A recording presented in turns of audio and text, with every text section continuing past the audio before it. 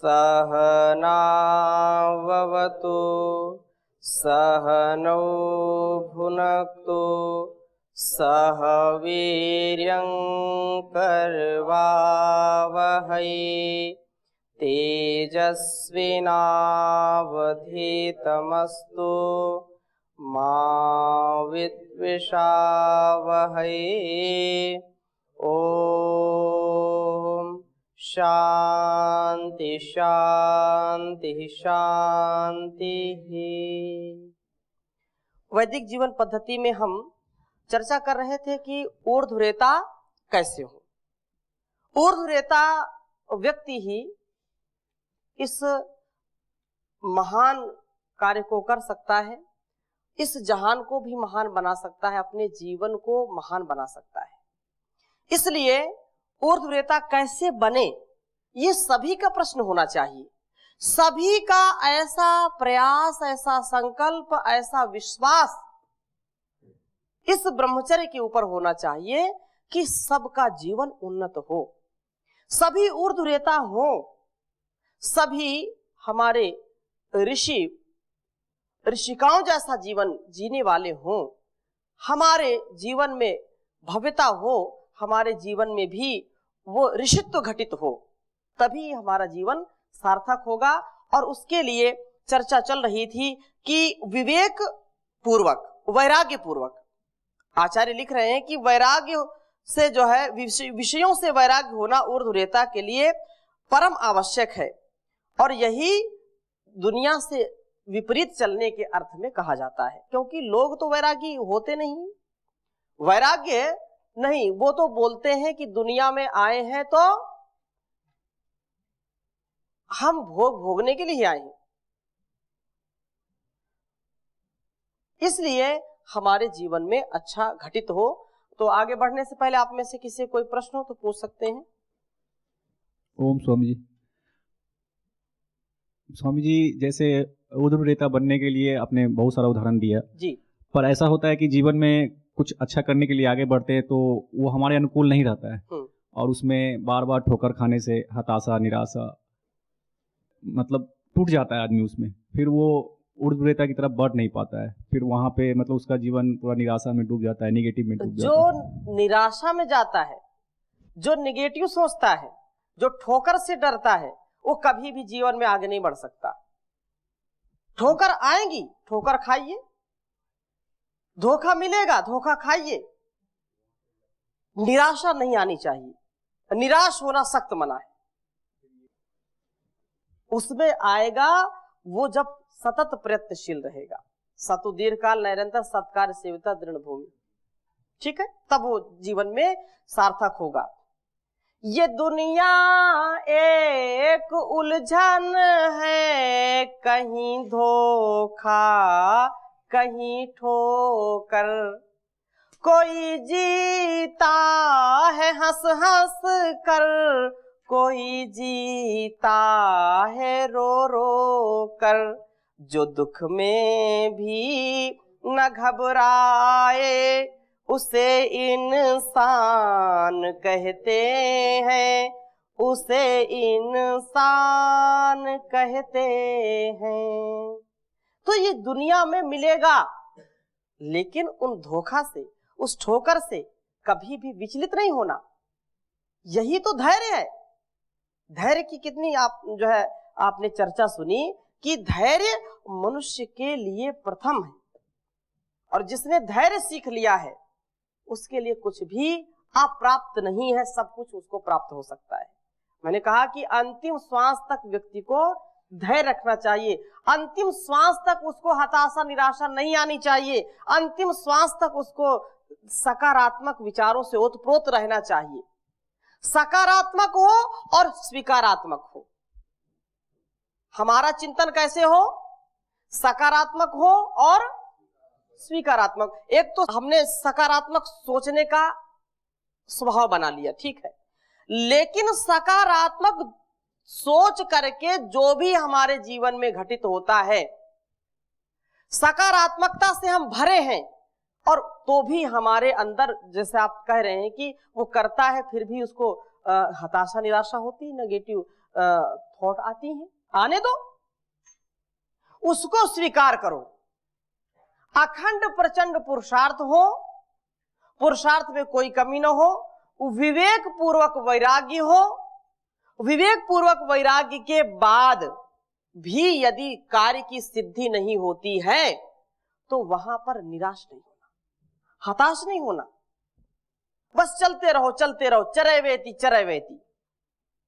धीरे धीरे शनै पंथा शनै कंथा शनै पर्वत लंघनम, धीरे धीरे सब हो जाएगा। धीरे धीरे आप इस कार्य को करते रहें। ओम, जैसे स्वामी जी आप बोले कि एक ही मटेरियल जो है नारी और पुरुष में होता है जी, लेकिन स्वामी जी शुक्र और रज इसमें परिवर्तन कैसे हो जाता है, कौन सा सिस्टम है? देखो मेरा अभिप्राय, एक मटेरियल से बनने का तात्पर्य यह है कि जैसे ये मकान बना है, इस मकान में एक ही मटेरियल है कि अलग अलग मटेरियल है? एक ही है, लेकिन आप इस कक्ष में बैठे हैं तो इसकी सुसज्जा अलग है, दूसरे कक्ष में जाएंगे उसकी सुसज्जा अलग है। किसी जो है मकान के एक कमरे में भूसा भरा जाता है तो वहां का परिवेश अलग होगा, किसी जो है कमरे में अतिथियों को बिठाया जाता है उसका कोई अलग स्वरूप होगा। लेकिन जहां भूसा भरा जाता है या जहां पर कबाड़ा रखा जाता है वो भी मकान उसी मटेरियल से बना है, और जहां पर अतिथियों को बिठाया जाता है वो भी उसी मटेरियल से बना है। परंतु कार्य की दृष्टि से, मैंने इस बात को पहले ही कहा था कि कुछ गुण कर्म स्वभाव अलग बनाए जाते हैं परमात्मा के द्वारा, क्योंकि आप यदि एक ही होगा, रज ही होगा, वीर ही होगा तो संतान उत्पत्ति होगी क्या? तो इतना तो परमात्मा हमसे ज्यादा तो विचारशील ही है, कम से कम इतना तो उसको जो है अधिकार है कि वह अपने जीवन को व्यक्ति, जैसे प्लस माइनस होते हैं ना, धनात्मक और ऋणात्मक जो ऊर्जा होती है उसी से ही ये सारा जो है विद्युत उपकरण सब चलते हैं। यदि धन हो जाए तो चलेगा क्या? यदि जो है माइनस हो जाए तो चलेगा क्या? नहीं चलेगा। तो जो आपने बात कही कि वह अलग अलग है, आपने कहा कि एक ही मटेरियल, अरे एक ही मटेरियल का तात्पर्य यह है कि कोई एसी रूम होता है, कोई नॉन एसी होता है, यथा योग्य व्यवहार होता है ना। यदि जैसा कक्ष, हमने उदाहरण तो समझने के लिए बताए जाते हैं, 100% उन पर वो नहीं होता है। स्वभाव भी जैसे जितना माताओं का स्वभाव, माताओं का शील जितना होता है उतना पुरुष का नहीं होता है, तो वहां तो अंतर है थोड़ा सा। तो इस पर ज्यादा हमको चिंतन की आवश्यकता नहीं है। चिंतन की इतनी बात है कि जैसा जो रस, रक्त, मांस, मेद, मज्जा, अस्थि आदि से इस शरीर स्त्री का भी है और वह पुरुष का भी है, इतने अंश में आप मानिए, ठीक है? ओम स्वामी जी, ये योगिक क्रिया से मिलने वाला ऊर्ध्व रहता और ये विवेक वाला ऊर्ध्व रहता एक ही है? जब यौगिक क्रिया करेगा तो विवेक उसका बढ़ेगा। बिना योग के व्यक्ति का विवेक स्थिर नहीं रहता। योग से हमारा विवेक बढ़ता जाता है। हमारे स्वभाव में क्या सही है क्या गलत है इसका ज्ञान होने लगता है और हम उस पर स्थिर होने लगते हैं, उस पर टिकने लगते हैं। इच्छाएं हमारी धीरे धीरे, जो अनावश्यक इच्छाएं हैं, जो दुख पूर्ण इच्छाएं हैं, वो धीरे धीरे नष्ट होने लगती हैं। ये तात्पर्य है। यौगिक क्रियाएं तो हमारे आंतरिक और बाह्य दोनों को ही ठीक करता है, विचारों को भी ठीक करता है। तो योग तो मूल में ही है। योग के बिना विवेक वैराग्य हो नहीं सकता, ठीक है? अब उसमें कितना कौन धारण करता है वो तो अलग सी बात है। तो आचार्य लिख रहे हैं कि सच्चे वैराग्य के बिना ब्रह्मचर्य के लिए की गई सब अन्य बाह्य क्रियाएं हमें दूर तक नहीं ले जाएंगी। इसलिए बुद्धि द्वारा वैराग्य का साक्षात अनुभव और उसके द्वारा मन में विषयों की तरफ से शांति की स्थापना, जो दो बातों के लिए यत्नशील होना चाहिए। मन में विषयों की तरफ से शांति और जो है बुद्धि के द्वारा, बुद्धि विवेक के द्वारा वैराग्य। ठीक है, बुद्धि के द्वारा वैराग्य और मन में विषयों की ओर से शांति, ये दो चीजें परम आवश्यक हैं। ये जब दो चीजें साथ में रहेंगी तो विवेक पूर्ण जो वैराग्य है वो सतत हमको योग मार्ग पर, हमको इस ब्रह्मचर्य के मार्ग पर सतत आगे बढ़ाता रहेगा। ब्रह्मचर्य खंडित नहीं होगा। और मन की शांति के लिए प्राणायाम बहुत अच्छा साधन है। अतः राजयोग की दृष्टि से प्राणायाम तथा मूर्धा में ध्यान करना वीर्य को ऊपर ले जाने में स्पष्टता उत्तम उपाय है। एवं शीर्षासन, सिद्धासन, वज्रौली क्रिया, मूलबंध आदि, ये जो परम पूज्य स्वामी जी महाराज पूरी दुनिया को जो है जागृत कर दिया जिस क्रियाओं से, उनके विषय में भी बता रहे हैं कि वो भी हमारे ऊर्ध्वरेता होने के प्रमुख साधन हैं, प्रमुख उपाय हैं। तो ये मूलबंध आदि हठयोग के साधन भी वीर रक्षा करने वाले हैं और इनसे बहुत कुछ लाभ प्राप्त किया जा सकता है। परंतु जैसा कि मैंने ऊपर कहा कि अंतिम और स्थिर विजय तभी प्राप्त होती है जबकि काम विकार बीज जो है, काम विकार का बीज नाश जो है कर दिया जाए, अर्थात चित्त के जो है अवचेतन भाग में अंधेरे में पड़ी हुई वासनाओं का विलय कर दिया जाए। इसमें बेशक बहुत देर लगती है, पर यही सच्चा और निश्चित उपाय है। तभी विषयों के या प्रलोभन के उपस्थित होते हुए भी स्वप्न में भी विकार के उत्पन्न होने की कोई गुंजाइश नहीं रहती है। इसलिए इस जो है एक सूत्र में कहें तो वैराग्य ज्ञान के प्रकाश को यहां तक बढ़ाते जाएं कि हमारी अवचेतना को भी प्रकाशित कर दे। यदि शरीर की, प्राण की मानसिक बौद्धिक तपस्या की जाए तो इस तपस्या की अग्नि से वीर्य अर्थात जो रेतस निश्चित रूप से ऊर्ध्वगामी होगा, उसके अधोगामी होने का कोई भय न रहेगा। यह भी स्पष्ट है कि ऐसा तभी किया जा सकता है जबकि जीवन किसी बड़े ध्येय के लिए एक लक्ष्य हो। किसी भी बड़े ध्येय के लिए जब हम लक्ष्य बनाते हैं तो लक्ष्य की पूर्ति हो, इसके लिए हम पुरुषार्थ भी करते हैं। और जब हम पुरुषार्थ करेंगे तो निसंदेह वह जीवन हमारा सार्थक होगा। और एक मित्र ने, क्योंकि देवयान पितृयान पीछे आए थे दो मार्ग, तो यहाँ पर पूछ रहे हैं कि देवयान मार्ग क्या है। इसका भी हम स्वाध्याय कर लेते हैं कि एक मित्र ने पूछते हुए कहा कि क्या मैं भी देवयान का पथिक नहीं बन सकता, देवत्व नहीं प्राप्त कर सकता? इस मार्ग का मतलब मुझे बताइए, मुझको समझाइए कि ये देवयान मार्ग क्या है। उत्तर में आचार्य लिखते हैं, क्या तुम देवत्व पाना चाहते हो? प्रश्नवाचक, अर्थात सभी देवता होना चाहते हैं। कोई भी व्यक्ति राक्षस बनना चाहता है क्या? कोई भी चाहता है क्या कि मैं असुर कहलाऊं?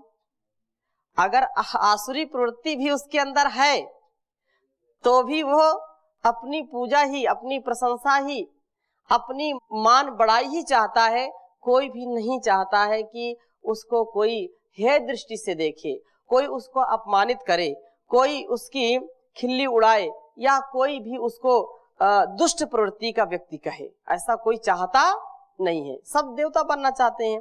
परंतु महिमा वाले देवयान मार्ग के पथिक बनना चाहते हो, परंतु शायद तुम उन देवों के चलने के मार्ग को अभी समझ ही ना सकोगे। बात यह है कि संसार में दो मार्ग चल रहे हैं। एक मार्ग से संसार के लोग भोग में, प्रकृति में प्रवृत्त हो रहे हैं, विश्व के एक से एक ऊंचे सुख भोग पाने के लिए दृढ़ता पूर्वक अग्रसर हो रहे हैं। दूसरे मार्ग वाले लोग भोगों से निवृत्त होकर के अपवर्ग की ओर, आत्मा की तरफ जा रहे हैं। ये क्रमशः पितृयान और देवयान हैं। इन दोनों मार्गों के द्वारा प्रकृति पुरुष के भोग और अपवर्ग नामक दोनों अर्थों को जो है पूरा कर रही हैं। परंतु प्रवृत्ति और निवृत्ति दोनों एक साथ कैसे हो सकती हैं? उसको कठोपनिषद में भी कहा श्रेय मार्ग और प्रेय मार्ग। प्रेय और श्रेय मार्ग, ये दो मार्ग हमारे जीवन के लिए होते हैं।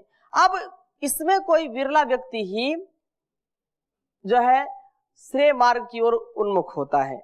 वैसे प्रेय मार्ग के लिए सब चाहते हैं, भौतिक सुख तो सब चाहते हैं, भोग विलास सब चाहते हैं, दुख कोई नहीं चाहता है। तो संसार में आए हैं तो भोग ले, कहीं छूट ना जाए। लेकिन बिरले लोग ऐसे हैं, बहुत कम थोड़े लोग ऐसे हैं जो इस सांसारिक भोग को, इस सांसारिक चकाचौंध को अपने ऊपर हावी नहीं होने देते, अपने ऊपर उसका प्रभाव नहीं जमने देते हैं।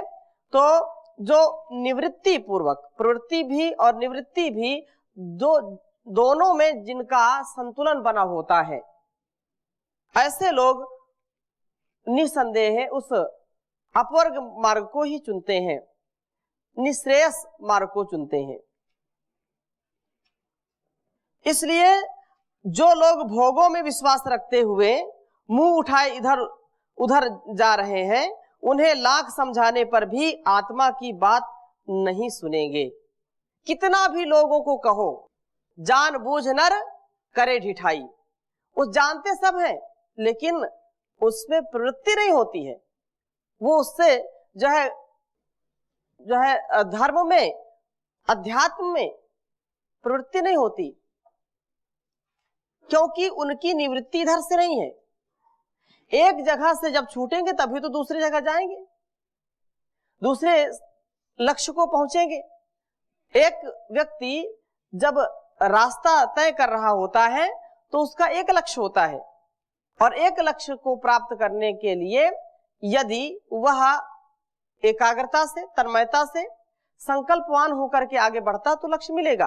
अब एक ही पथ में यदि उसको विपरीत दिशा में जाना पड़े तो विपरीत दिशा में जाएगा, तो एक दिशा तो उसको छोड़नी पड़ेगी।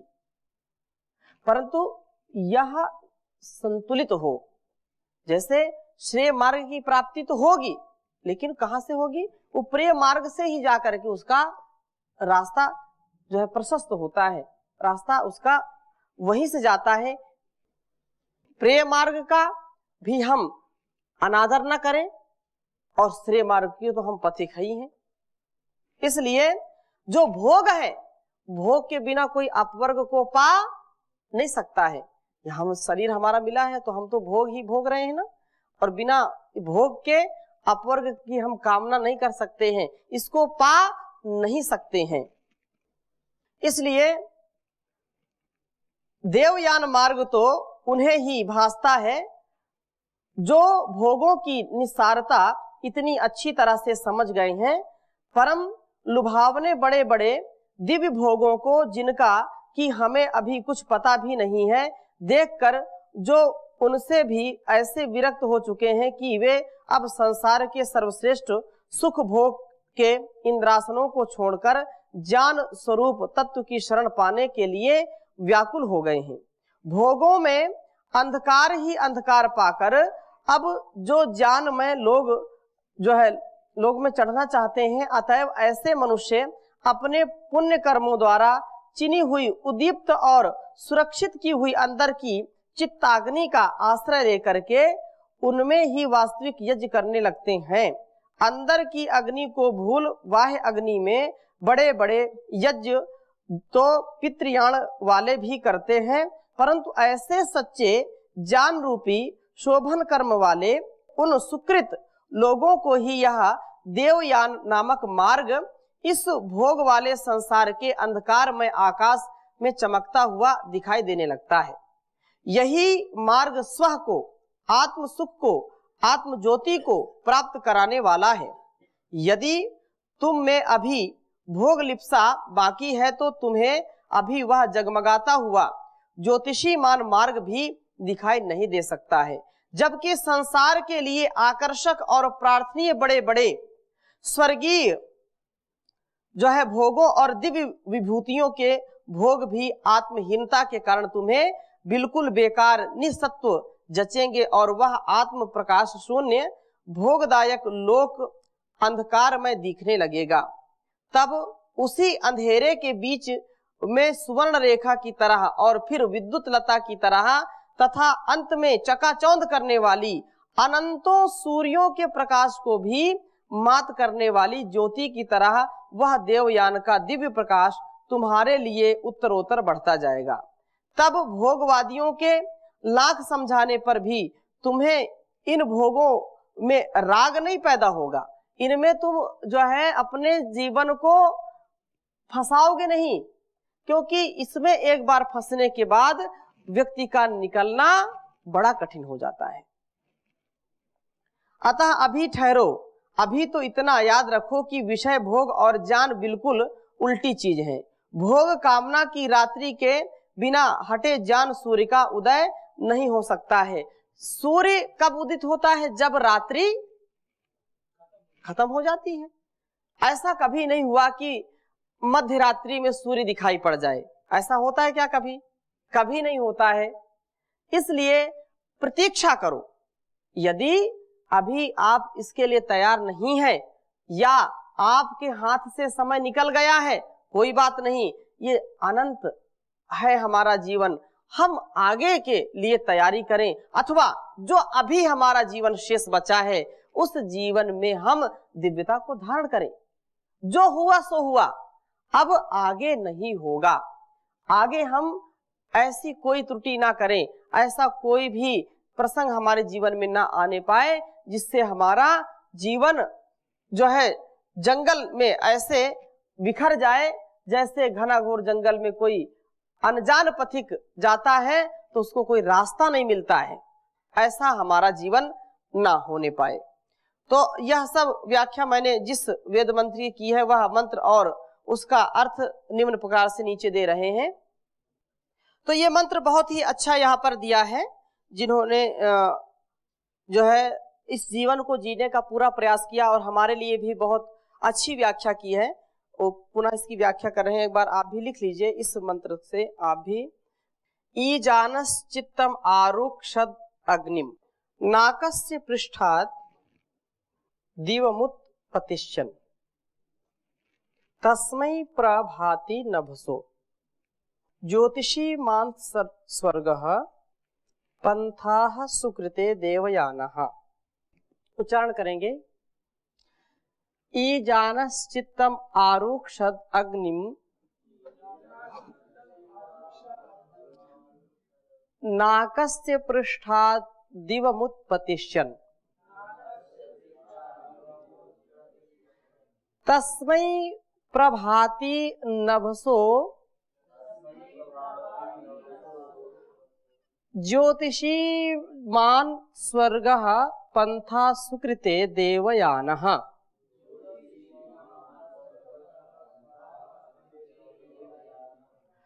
ई जानश्चित्तम आरुक्षदग्निम नाकस्य पृष्ठात्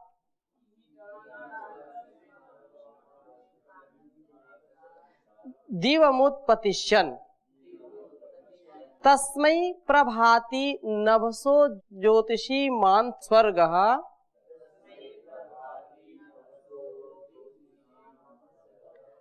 पंथाः सुकृते देवयानः।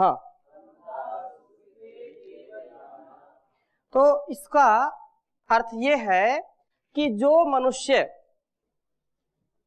नाकस्य पृष्ठात्, नाकस्य अर्थात सुख भोग के लोक से दिवम प्रकाशमय देवलोक के प्रति उत्पतिष्यन् ऊपर उठना चाहता है और वह ऊपर उठना चाहता हुआ और इस प्रयोजन से ई जाना वास्तविक यजन करता हुआ चित्तम अग्निम पुण्य कर्मों द्वारा चिनी हुई अग्नि का आंतर अग्नि का अरुक्षत आश्रय ग्रहण करता है। तस्मयी उस ही सुकृते है शोभन कर्म वाले, शोभन जो अच्छे कर्म करने वाले के लिए ज्योतिषीमान ज्योतिर्मय स्वर्ग आत्म सुख को प्राप्त कराने वाला देवयान पंथा देवयान मार्ग नभसः इस प्रकाश जो है रहित संसार आकाश के बीच में प्रभाती प्रकाशित हो जाता है। संसार में कोई सार नहीं है। इस असार संसार में जीवन जीने का जो विशेष महत्व है, जीवन जीने का जो उद्देश्य है, वह तो केवल देवयान मार्ग में ही है।